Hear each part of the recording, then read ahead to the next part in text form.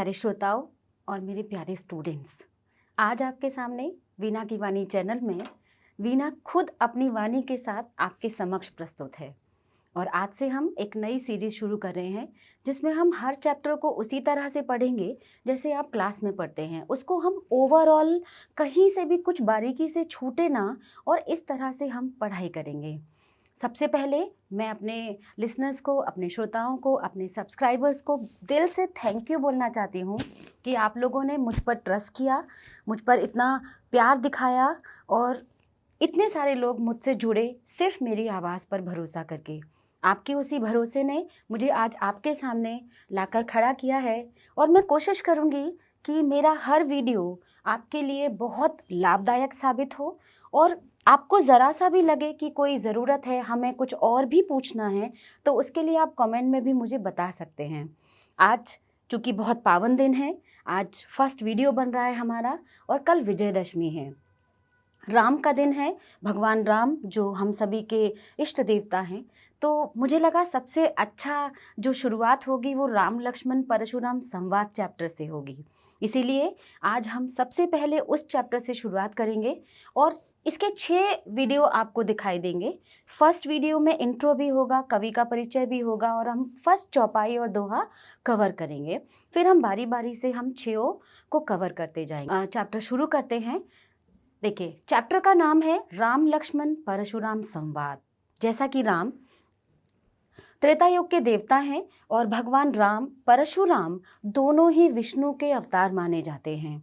राम पूर्ण अवतार हैं और परशुराम आंशिक अवतार हैं। आंशिक अवतार यानी कि भगवान की कुछ शक्तियाँ उनके अंदर हैं, लेकिन राम के रूप में भगवान धरती पर आकर जन्म लेते हैं। तो यहाँ पर ये जो प्रसंग आप पढ़ते हैं, ये हमारे जो महान कवि हैं गोस्वामी तुलसीदास, उनके द्वारा जो रचा गया महाकाव्य है जिसे हम रामचरितमानस कहते हैं। और उस रामचरितमानस में भगवान राम के पूरे जीवन की कथा है, लेकिन हम पूरी कथा नहीं कहेंगे, हम सिर्फ इस प्रसंग को लेकर आए हैं जो आपके पाठ्यक्रम में शामिल है। सबसे पहले, चूँकि ये प्रसंग इतना ही नहीं है, उसमें से कुछ अंश आपको पढ़ाने के लिए दिए गए हैं, तो सबसे पहले आपका ये जानना बहुत ज़रूरी है कि ये इसकी बैकग्राउंड क्या है, इसका बेस क्या है, तब आप चैप्टर को बहुत अच्छे से समझ पाएंगे। कवि का नाम है तुलसीदास। थोड़ा सा इंट्रो तुलसीदास का देना चाहूँगी कि तुलसीदास अपने आप में एक ऐसे विरले कवि हैं कि आमतौर पर आपने सुना होगा कि 9 मंथ की प्रेगनेंसी होती है। ये इकलौते ऐसे बालक जो 12 महीने बाद जिन्होंने जन्म लिया और जन्म के समय इनके मुंह में दांत था और पहली बार जो शब्द इन्होंने बोला वो राम था। इसीलिए इनका नाम राम बोला भी पड़ गया कि क्या बोला, राम बोला, तो बच्चे का नाम ही राम बोला पड़ गया। ऐसे ही जैसे जब ये इनका जन्म हुआ तो इनकी माता का देहांत हो गया। बेचारे पिता पत्नी के वैधव्य में बड़े परेशान थे, अकेले जीवन बिता रहे थे और बहुत लंबी आयु तक वो नहीं जी पाए। अकेला जीवन जिया। कुछ समय बाद तुलसीदास के पिता की भी मृत्यु हो गई। जीवन में एक अकेला जीना, किसी का साथ ना मिलना, घर परिवार प्यार कुछ भी ना मिलना, ऐसे व्यक्ति को जब जीवन संगिनी बहुत सुंदर मिल जाए, बहुत गुणी मिल जाए, तो उसका प्यार में दीवाना बनना स्वाभाविक है। तो यहाँ पर तुलसीदास का जो विवाह हुआ रत्नावली नाम की बहुत सुंदर स्त्री से हुआ।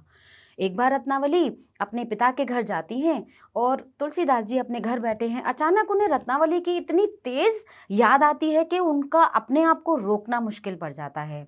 वो सोचते हैं कि मुझे तो रत्नावली के पास जाना है कैसे भी। और वो जो रात थी बड़ी तूफानी, बड़ी भयंकर, नदी में बाढ़ आ रही है, तूफान है, मूसलाधार बारिश हो रही है, ऐसा समय था। लेकिन उन्होंने ना अपनी रास्ता रोकी, ना उन्होंने अपना इरादा बदला और चल दिए पत्नी से मिलने के लिए।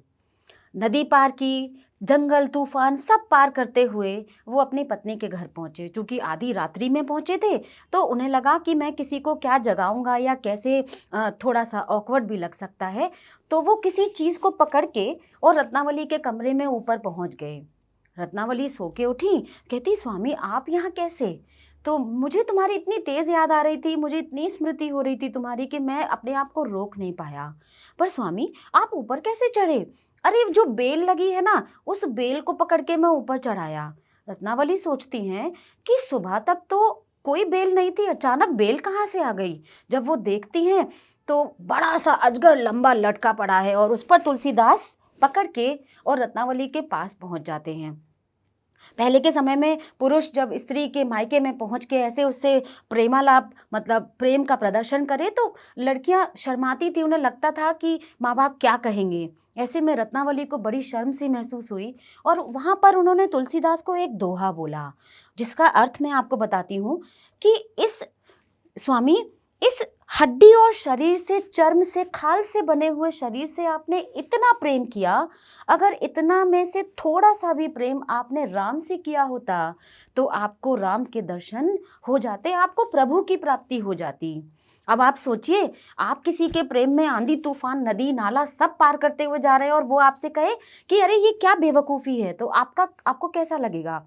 यहाँ पर तुलसीदास का बड़ा दिल दुखा, उन्हें ये बात बहुत पिंच करी और उस दिन के दिन से उन्होंने रत्नावली का त्याग कर दिया।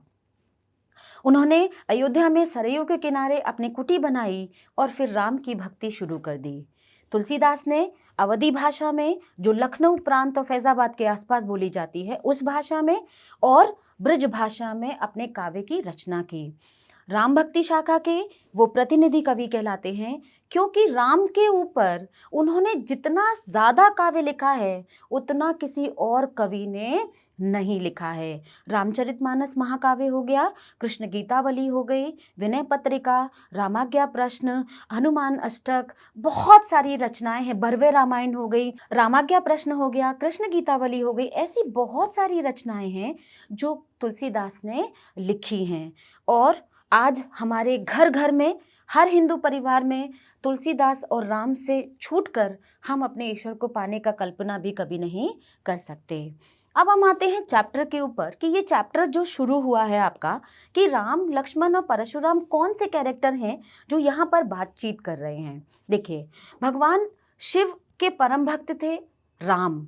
अब यहाँ पर राम, परशुराम की बात कर रही हूँ मैं, जिनका नाम बचपन में राम था। उन्होंने 10 वर्ष तक भगवान शिव की तपस्या की और भगवान ने प्रसन्न होकर उनको परशु नाम का फरसा दिया, जिसे आप यहाँ पर कुठारे के नाम से सुनेंगे।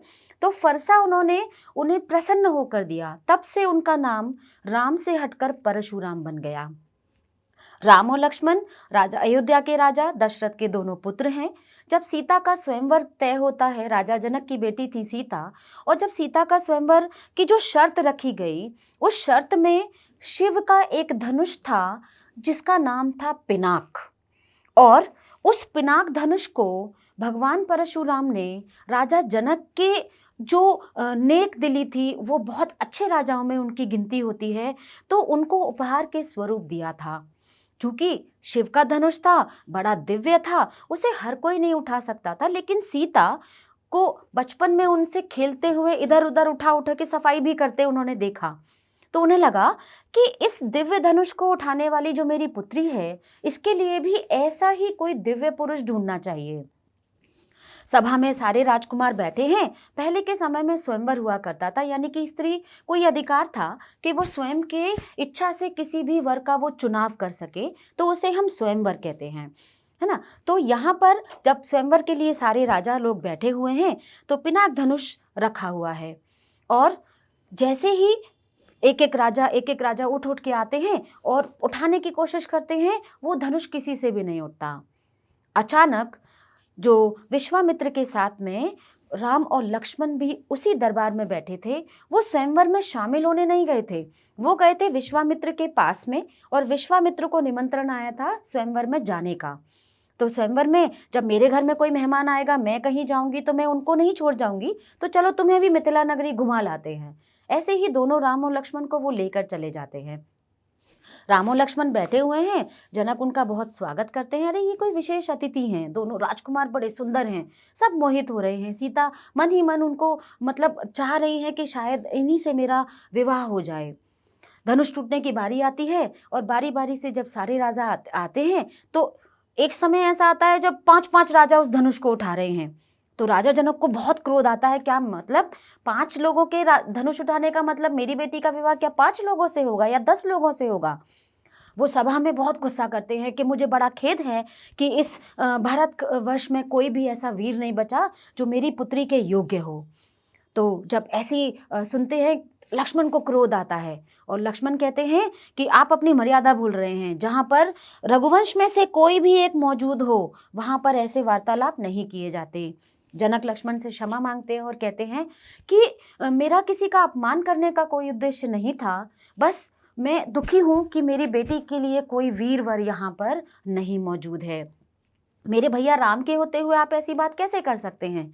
तो विश्वामित्र की आज्ञा से राम उस धनुष को उठाने जाते हैं और धनुष को प्रणाम करते हैं और धनुष पर प्रत्यंचा चढ़ाते हैं। मतलब कि धनुष की जो डोरी होती है उसको हम प्रत्यंचा बोलते हैं और उस डोरी पर उन्हें प्रत्यंचा, उस धनुष पर प्रत्यंचा चढ़ानी है। और जैसे ही राम उठाते हैं, प्रत्यंचा चढ़ाने की कोशिश करते हैं, तो वो 2 टुकड़ों में टूट जाता है। और इस तरह से टूटते ही, चूंकि वो दिव्य धनुष था, उसकी जो आवाज़ है टूटने की पूरे ब्रह्मांड में गूंजती है। और महेंद्र पर्वत पर भगवान परशुराम बैठे, ध्यान में बैठे तपस्या कर रहे हैं।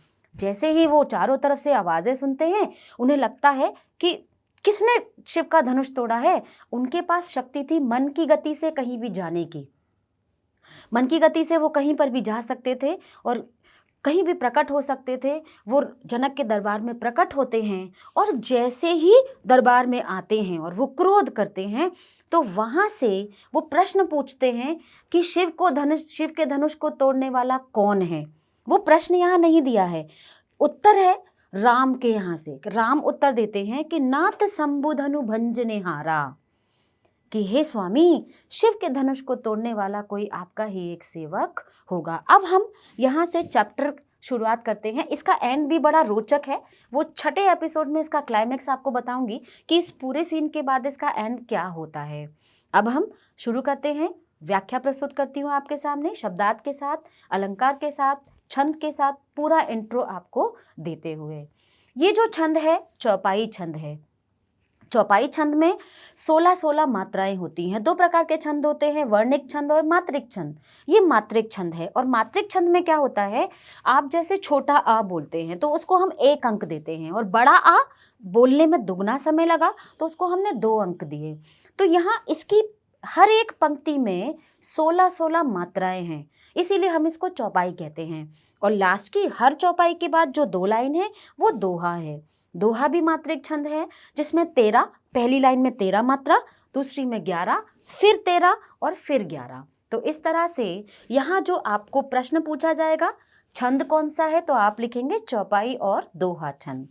पाठ की विधा है, कविता है, कवि हैं तुलसीदास। कहाँ से लिया गया है, रामचरितमानस महाकाव्य से।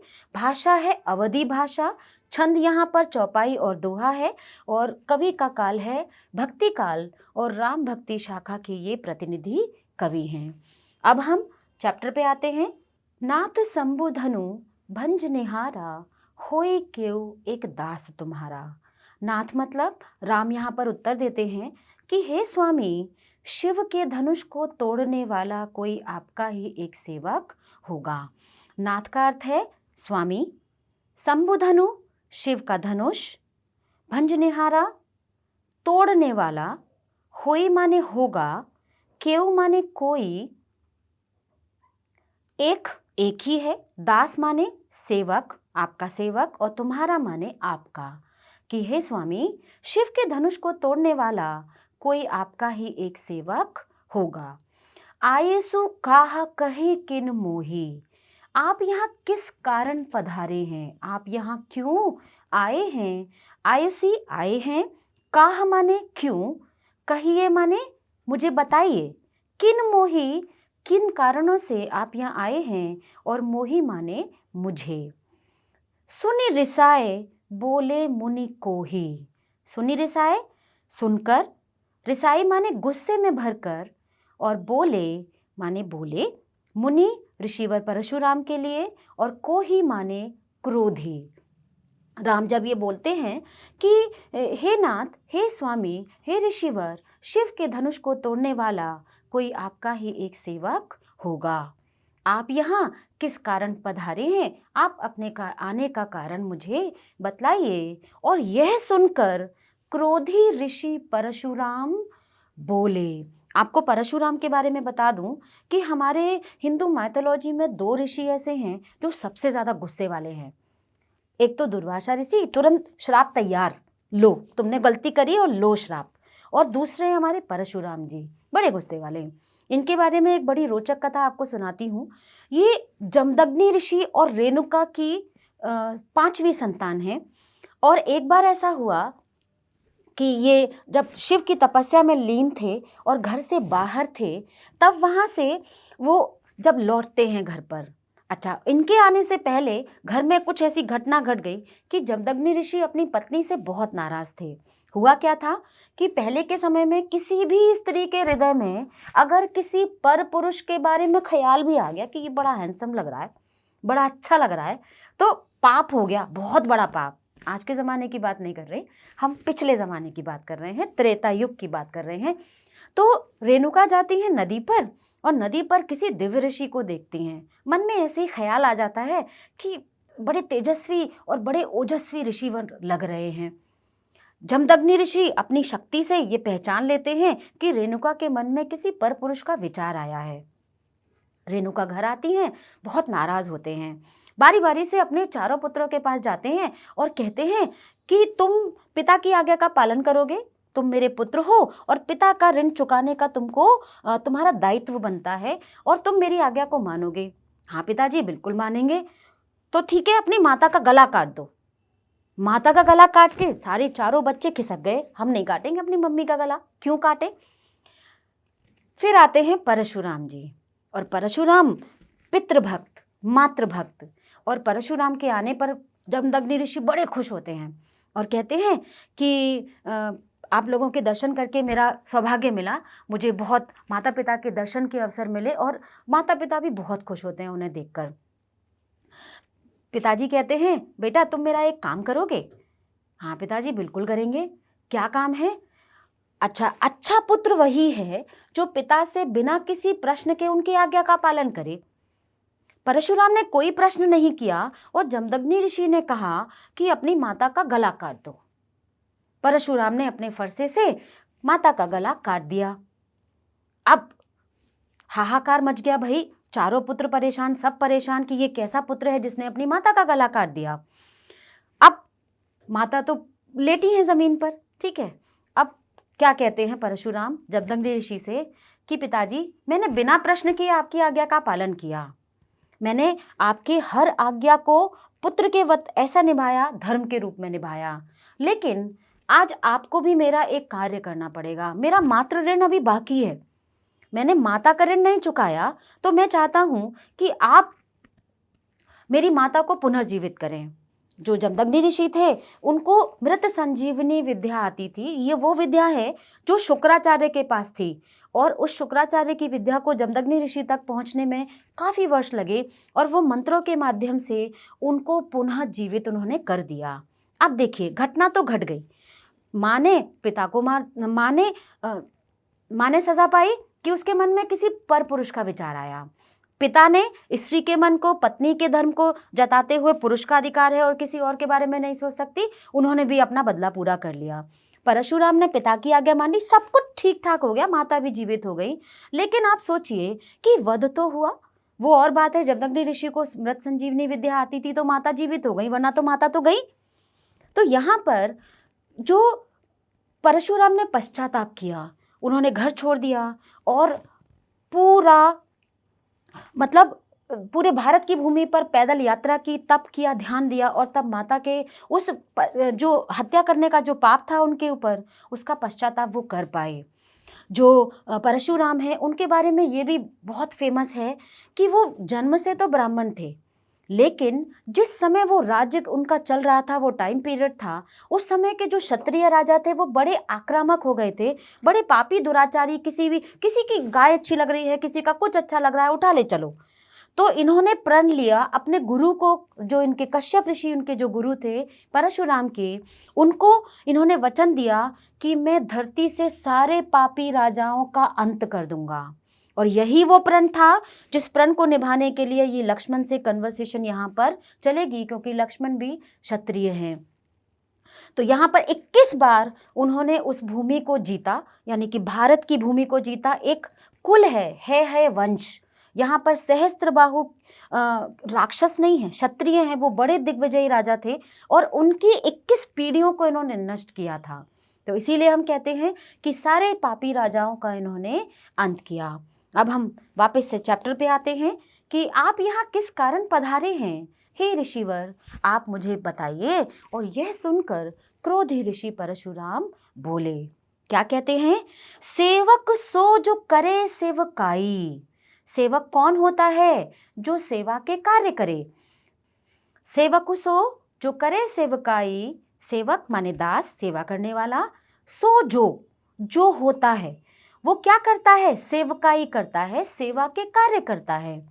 अरि करनी, अरि कहते हैं शत्रु को, करनी माने कार्य, लेकिन जिसके कार्य दुश्मनों जैसे हों, जिसके कार्य शत्रुओं जैसे हों, करी करी लड़ाई, वो तो सिर्फ लड़ाई करने के ही योग्य होता है। अरि करनी शत्रु जैसे कार्य, करी माने करना है, करता है, करी माने करनी चाहिए, क्या? लड़ाई। उससे तो सिर्फ लड़ाई ही करनी चाहिए। सुनहु राम जेहि शिवधनु तोड़ा। सुनहु माने सुनो, राम, जेहि माने जिसने, शिवधनु शिव का धनुष, तोड़ा माने तोड़ने वाला, सहस्रबाहु ये वही सहस्त्रबाहु जिनके 1000 बाहें थीं, और ये वही राजा हैं जिनसे इनका युद्ध हुआ था। तो सहस्रबाहु के सम माने समान, सो रिपु मोरा, यहाँ पर उपमा अलंकार है। सा सी से सम सरिस सदृश सरीखी, तो यहाँ पर समवाचक शब्द यह आया है। तो ये सहस्रबाहु सम सो रिपु मोरा, कि सुनो राम, जिसने भी शिव के धनुष को तोड़ा है वो सहस्त्रबाहु राक्षस के समान ही, सहस्त्रबाहु के समान ही मेरा शत्रु है। आप उसे राक्षस कह सकते हो, क्यों? क्योंकि यहाँ पर युद्ध हो रहा है और शत्रु किसी राक्षस से कम नहीं होता। हालांकि ये बहुत दिग्विजयी राजा हैं, ये राक्षस प्रजाति में जन्मे नहीं है, लेकिन जो दुश्मन है वो राक्षसी है। सो बिलगाऊ बिहाई समाजा, वो स्वयं ही इस सभा से बाहर निकल कर आ जाए। सो बिलगाई, बिलगाई माने बाहर आ जाए, बिहाई माने छोड़कर, और समाजा यहाँ इस समाज को, यानी कि इस सभा को छोड़कर बाहर आ जाए।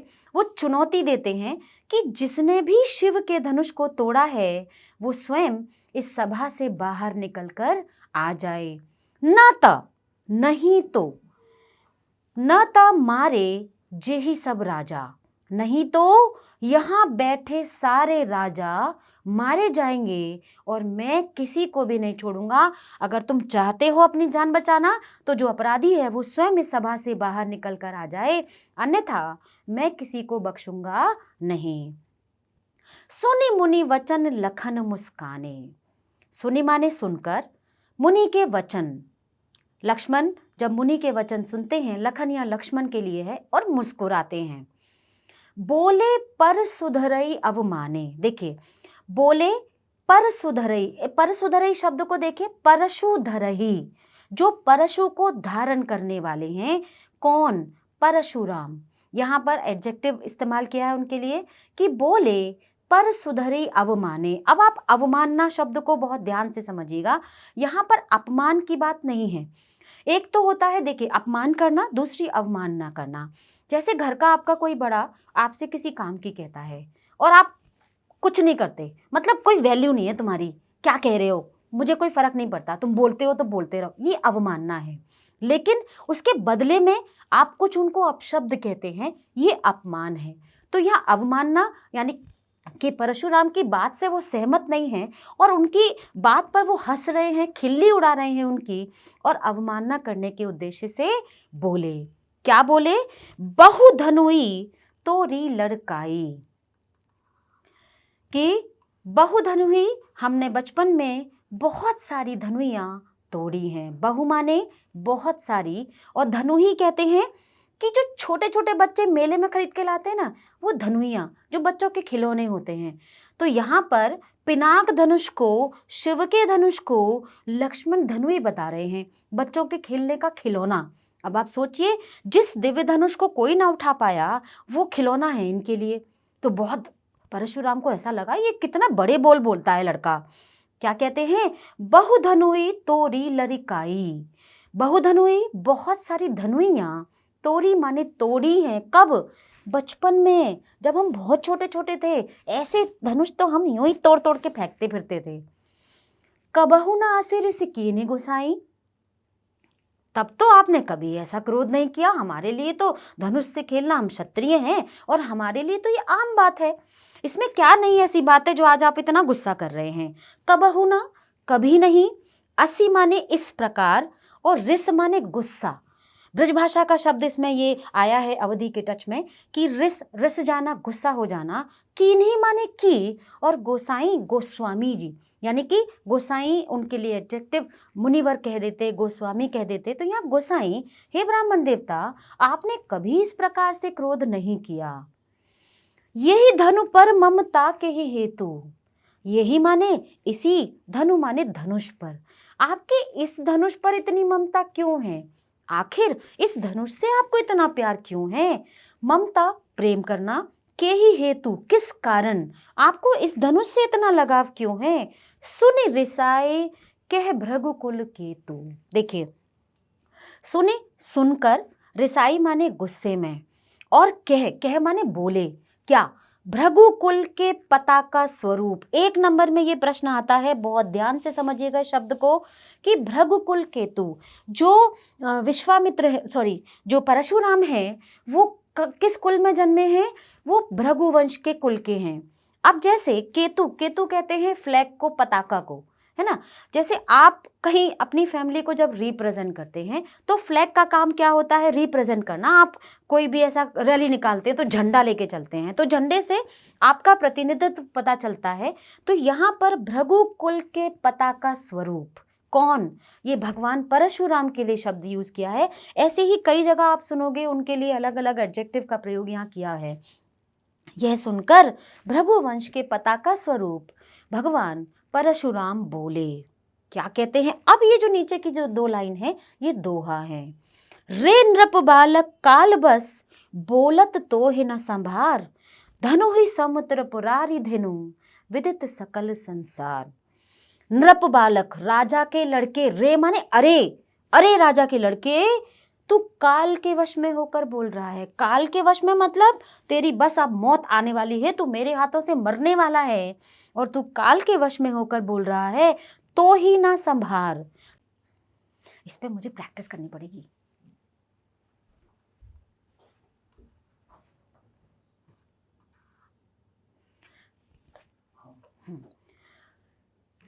रे नृप बालक काल बस, बोलत तो ही न संभार। अरे राजा के लड़के, तू काल के वश में होकर बोल रहा है, तुझे होश नहीं है कि तू किससे बात कर रहा है और क्या बात कर रहा है। धनु ही सम त्रिपुरारी धेनु, धनु ही वही छोटी धनुइया, सम माने समान, त्रिपुरारी धेनु, त्रिपुरारी तीनों लोग, देखो त्रि माने तीन, पुर माने लोक, तीनों लोकों में इस धनुष के समान। यहाँ पर उपमा अलंकार है, समवाचक शब्द यहाँ दिख रहा है आपको कि धनु ही सम त्रिपुरारी धनु, विदित सकल संसार। विदित माने जानता है, सकल माने सारा, और संसार माने विश्व। सारा विश्व जानता है कि तीनों लोकों में इस शिव के धनुष के समान, शिव के धनुष के समान कोई दूसरा दिव्य धनुष नहीं है। और तू इसे क्या कह रहा है? छोटी धनुइया, तुझे होश नहीं है कि तू किसके बारे में बात कर रहा है और तू किससे बात करता है, तू जानता नहीं है। तो यहाँ पर चेतावनी देते हैं परशुराम कि शायद तू अभी बालक के समान व्यवहार कर रहा है कि तुझे किससे क्या बात करनी चाहिए, तुझे ये होश नहीं है। यहाँ पर थर्ड लाइन में सेवकु सो जो करे सेवकाई, सेवक तो वही होता है, या यहाँ पर आप उपमा अलंकार ले सकते हैं। और सहस बाहु सम सो रिपु मोरा, यहाँ पर भी उपमा अलंकार है। बिलगाई बिहाई में अनुप्रास अलंकार है। और नीचे हम आते हैं, भृगुकुल केतु, रूपक अलंकार, भृगुकुल के पताका स्वरूप भगवान परशुराम।